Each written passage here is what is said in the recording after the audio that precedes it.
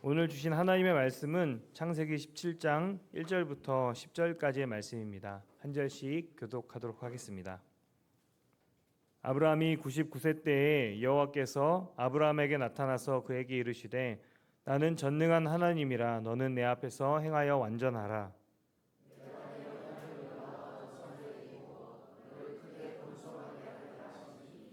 아브라함이 엎드렸더니 하나님이 또 그에게 말씀하여 이르시되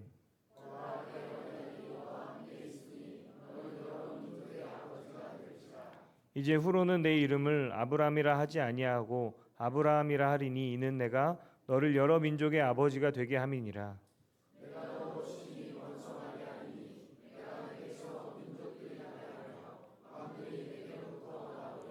내가 내 언약을 나와 너 및 내 대대 후손 사이에 세워서 영원한 언약을 삼고 너와 내 후손의 하나님이 되리라.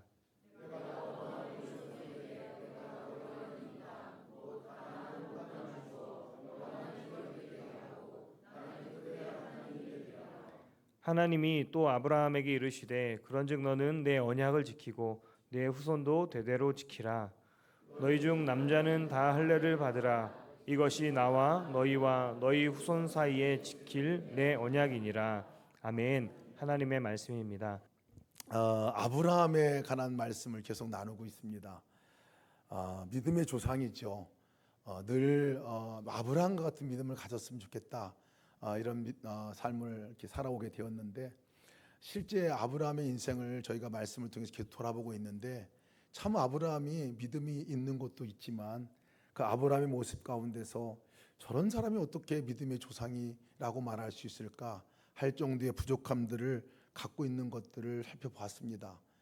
정말 가나안에서 기근이 있을 때 애굽으로다가 약속을 헌신짝도 버리듯이 버리고 그냥 애굽으로 떠났던 그 아브라함, 또 그곳에서 자기 누이를 자기 아내를 누이라고 그렇게 속일 정도로 자기의 두려움 떨었던 그 아브라함, 우리가 모습을 보았습니다.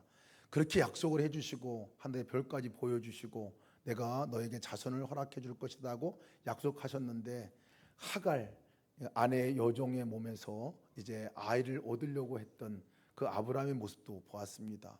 보면 믿음이 뭔가 하는 생각도 갖게 됩니다. 믿음은 사실 우리 스스로의 어떤 갖고 있는 어떤 모습들보다는 정말 모든 믿음의 출발이 하나님께로부터 온 것임을 사실을 알게 됩니다. 하나님의 은혜가 아니고서는 우리가 믿음의 자리에 나갈 수 없는 것들도 보게 됩니다. 지난주까지 제가 함께 봤던 말씀은 하갈이 이제 광야에서 하나님을 만나고 다시 이제 아브라함 집으로 돌아가서 이스마엘을 낳게 되는 장면까지 말씀을 나눴습니다. 오늘은 그 이후의 말씀입니다. 그런데 그 때와 오늘 말씀 사이에는 13년이라는 세월이 지났습니다.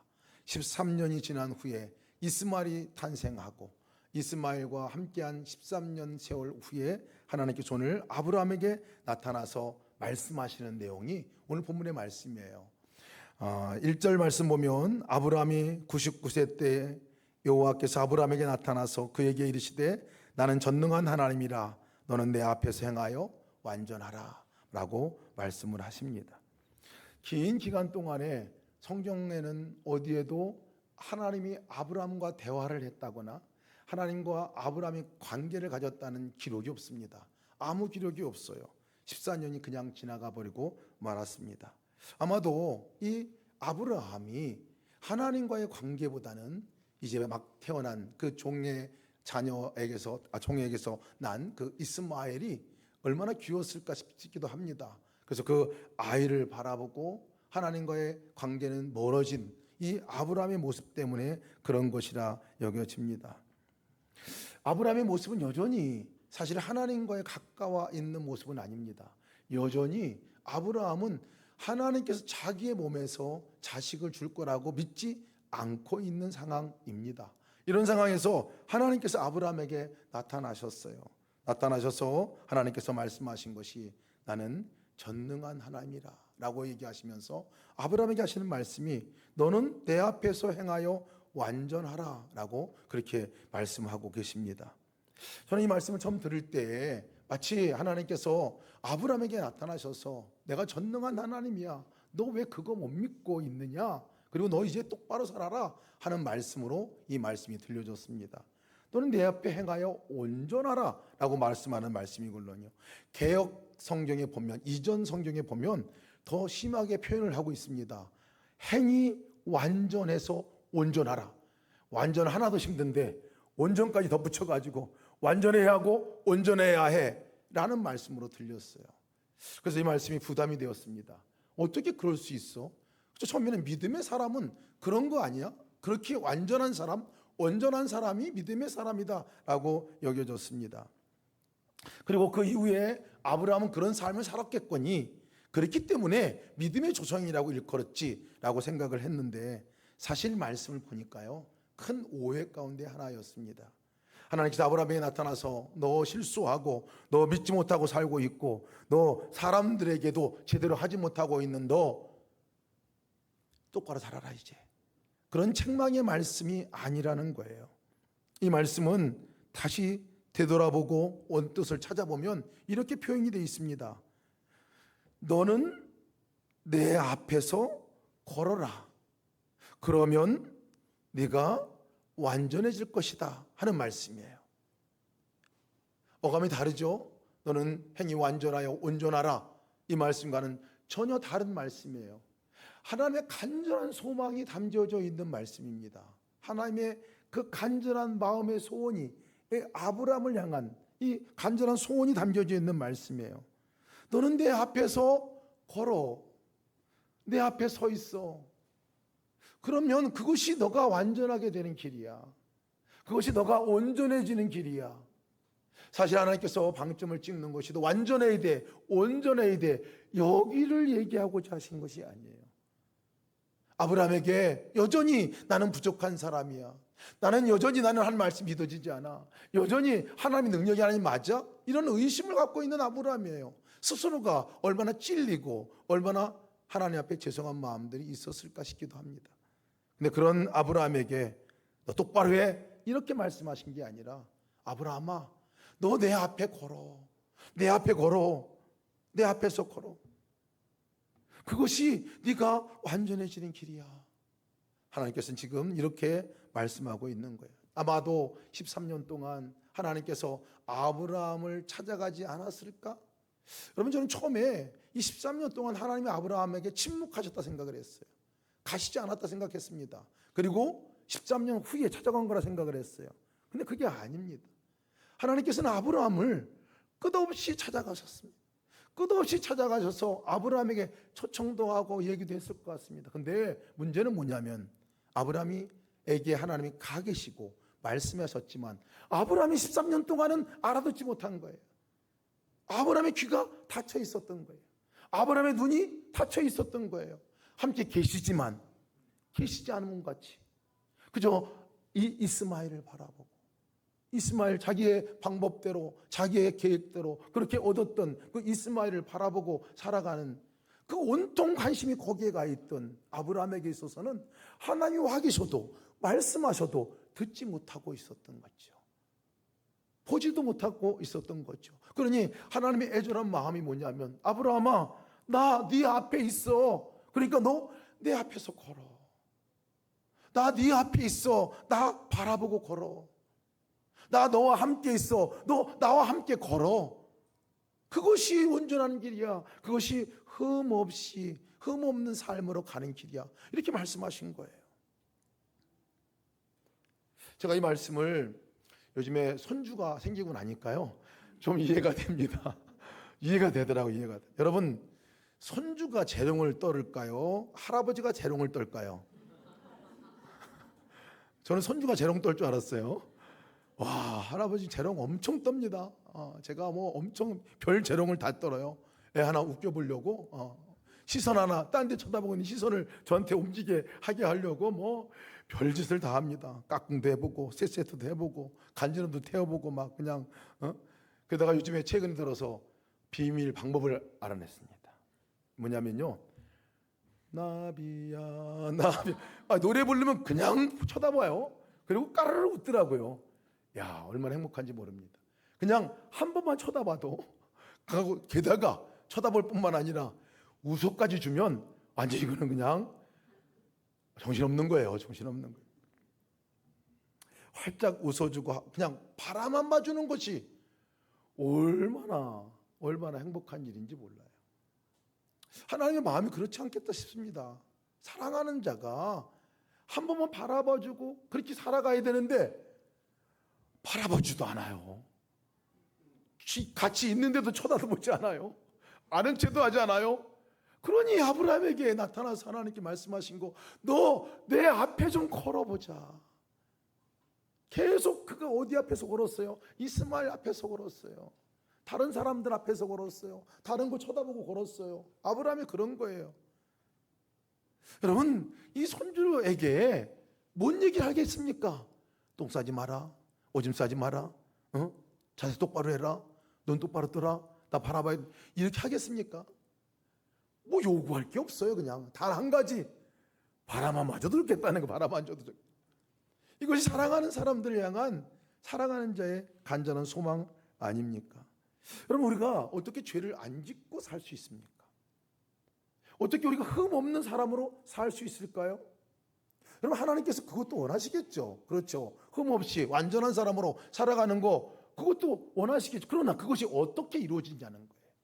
흠 없는 사람으로, 완전한 사람으로 우리가 어떻게 살아갈 수 있느냐는 거예요. 하나님께서는 이 아브라함에게 99세 된 아브라함에 마치 유언과 같은 말씀과 같은 그 말씀이죠. 와서 그렇게 얘기하는 거예요. 아브라함아, 네가 안 진다고 노력한다고 되는 문제가 아니야.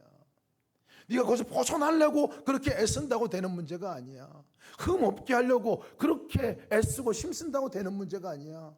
너가 내 앞에 걸어라. 내 앞에 서 있어라.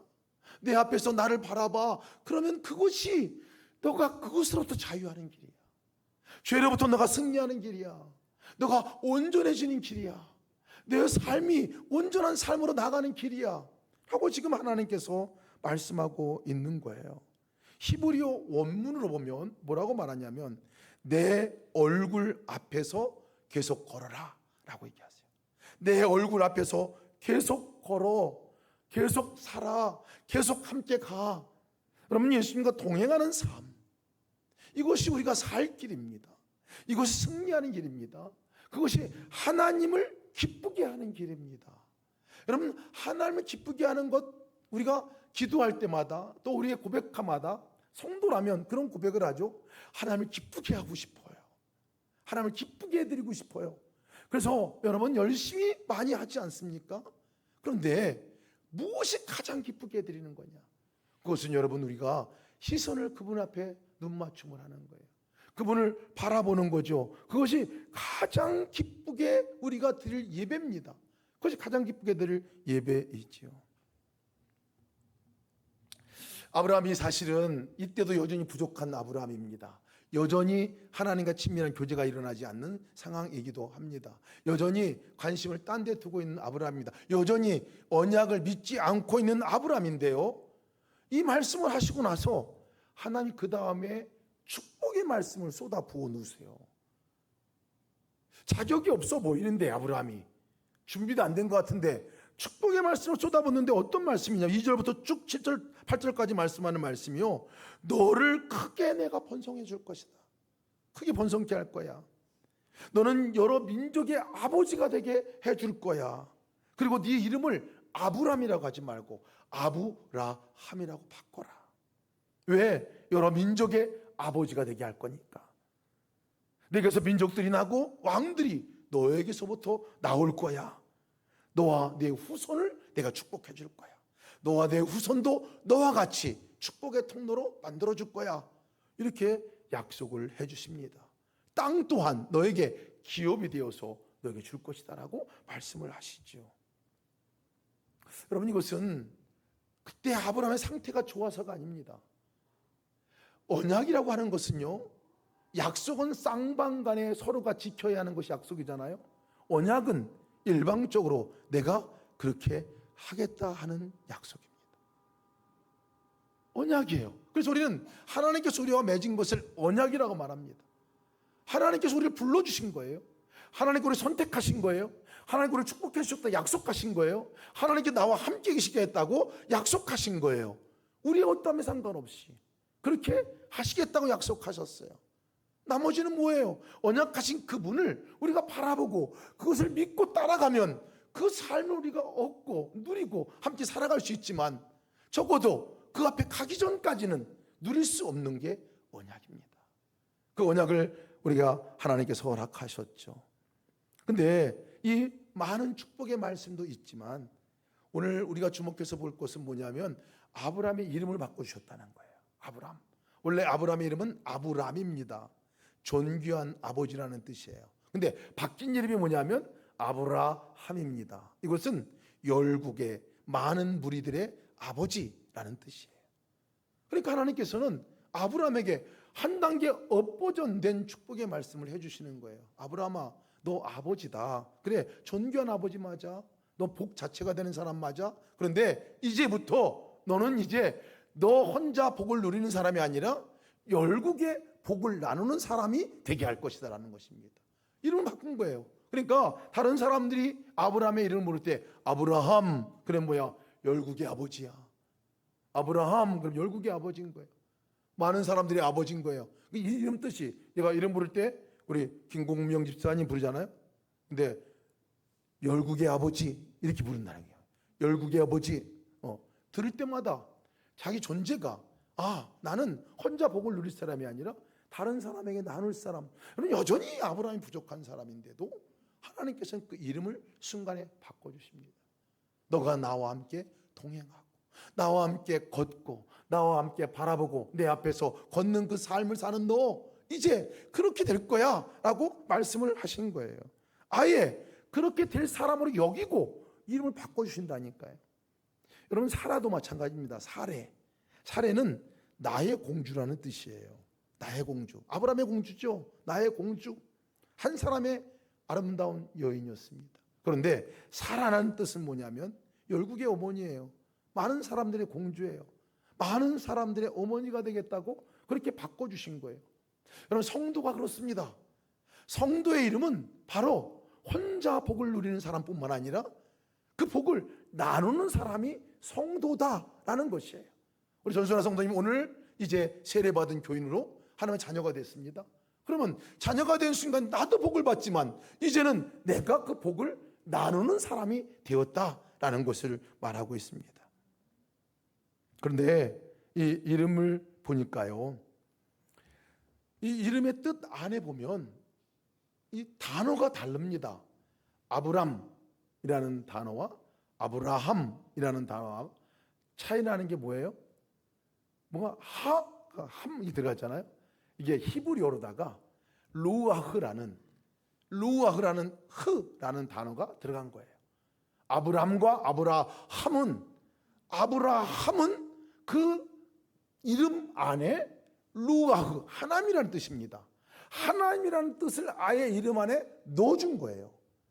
아브람, 네 이름 안에 내 이름 새겨놓겠다 하시는 말씀입니다. 아브람, 너는 혼자가 아니라 내가 영원히 너와 함께 살겠다. 너는 나와 뗄래야 뗄 수 없는 관계를 가진 사람이야 라는 것이 아브라함의 의미입니다. 근데 아브람만 그러지 않았어요.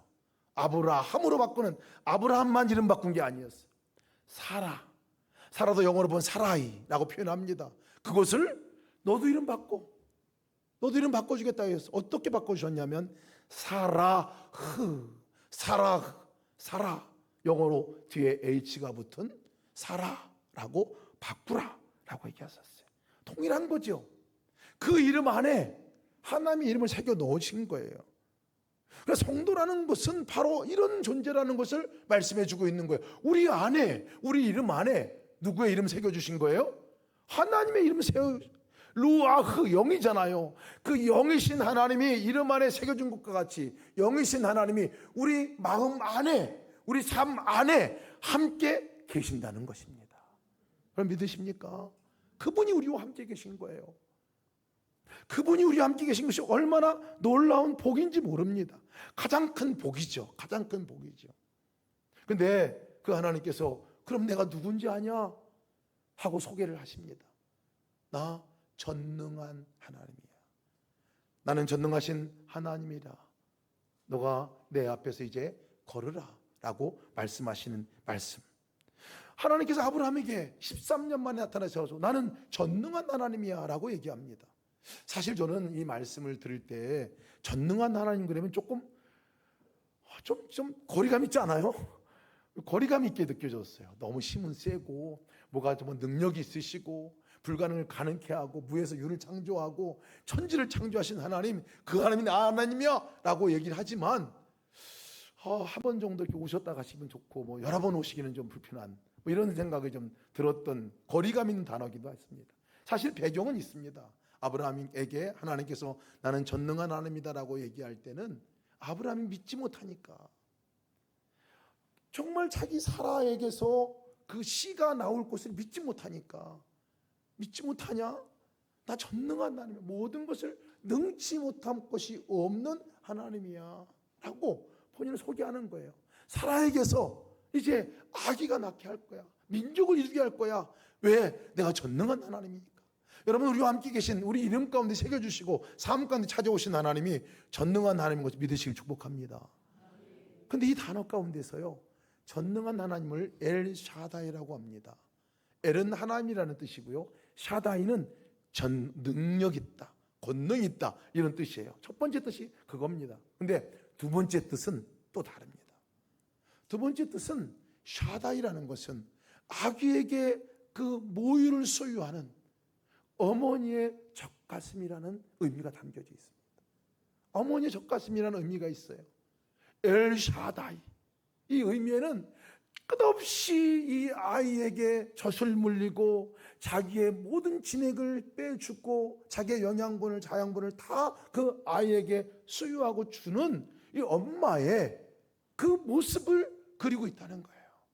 밤새도록 이 아이가 울면 왜 우나, 또 정말 보고 똥 싸면 똥기저귀 갈아주고 오줌기저귀 갈아주고, 얘가 울고 그러면 왜 우나 돌아보고 잠을 재워주고, 때로는 이 아이가 잘 때까지 그냥 들고 밤새도록 돌아다니면서 이 아이를 재우려고 노심초사했던 그 엄마, 이 어머니의 모습을 이 안에 두고 있다고요. 그렇다고 여러분 이단 아닙니다 이거. 예. 어머니 하나님 믿는 사람들이 있어요. 보니까 어머니 하나님, 이단 아닌 하나님의 성품, 하나님의 그 모습을 그리고 있는 거예요. 얼마나 살펴보는지, 혈색 하나 바뀌어도요, 얘가 왜 그런 줄 알아. 목소리 하나 바뀌어도 얘가 왜 그런지를 알아요. 다른 사람 몰라도 엄마는 알더라고요. 엄마는 알더라고요. 지난번에 우리 손주가 와가지고도요, 막 가가지고 뭐 저는 막 놀고 있는데 얘가 잠을 자야 돼. 잠을 안 자. 딴 사람들은 그냥 노는 거에 바빠가지고 그랬는데 엄마가 딱 오더니 딱 보니까 얘가 잘 시간인 거예요. 그래서 일로 와라 딱 해가지고 금방 자더라고요. 다른 사람 품에서 안 자다가 엄마 품에 딱 들어가니까 그대로 잠을 자더라고요. 하나님이 우리에게 엘샤다이 하나님인 것을 믿으시길 축복합니다.